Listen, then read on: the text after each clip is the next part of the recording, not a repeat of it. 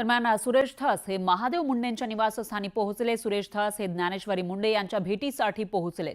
सगळ्यांनी सहकार्य करून न्याय द्यावा अशी मागणी ज्ञानेश्वरी मुंडे यांनी केली आहे। तर महादेव मुंडे यांच्या पत्नी ज्ञानेश्वरी मुंडे यांनी ही मागणी केलेली आहे। महादेव मुंडे यांचं काही महिन्यांपूर्वी खून करण्यात आलेला होता आणि त्यांचे मारेकरी अजूनही मुकाट आहे असा आरोप वारंवार केला जातोय। त्याच महादेव मुंडे यांच्या निवासस्थानी सुरेश धस पोहोचले। त्यांनी ज्ञानेश्वरी मुंडेंची भेट घेण्यासाठी तिथं पोहोचल्याची माहिती समोर येते।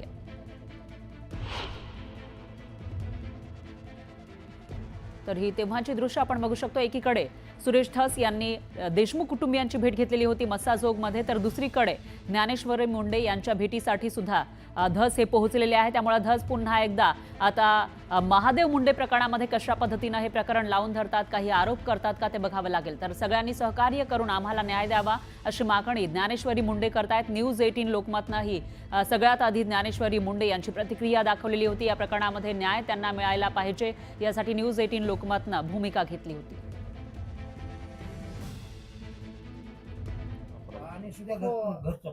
त्या दिवशी रुमाल पण सापडला नाही त्या ठिकाणी। त्या दिवशी पण रुमाल सोबत होता, मग तो रुमाल त्यांचा सापडला नाही। मग तिथं मारले का काही का उचलून नेऊन मारलं, अपहरण करून मारलं हे पण माहिती नाही ना।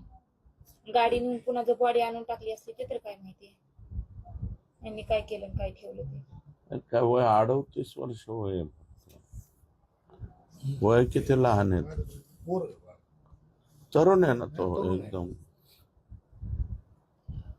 आता करणाऱ्यानं असं करून एवढं लेकरायचा बाप मारून त्याच्या पाठीमागं बघावं ना, बघताना बघावं ना त्या जे कोण दरिंदे आहेत त्यांनी बघावं ना पाठीमागं की त्याच्या माग कोण कोण आहे कोण नाही। माय बापायला लेकी सारखं सांभाळत होते, सर्दी झालं म्हणलं तर भोपल्याला जाऊन माय बापायला आणत होते। 8-10 दिवस म्हणले मी असं आई वडिलांनी सांभाळणार आहे, मला कशाला देव कमी पडू देईन म्हणलं। मग आता आई वडिलांनी कसं सांभाळायचं, मला वाटतं माझा आशीर्वाद कसा पोहोचला आणि माझ्या पत्राखाली कसा लपला नसेल।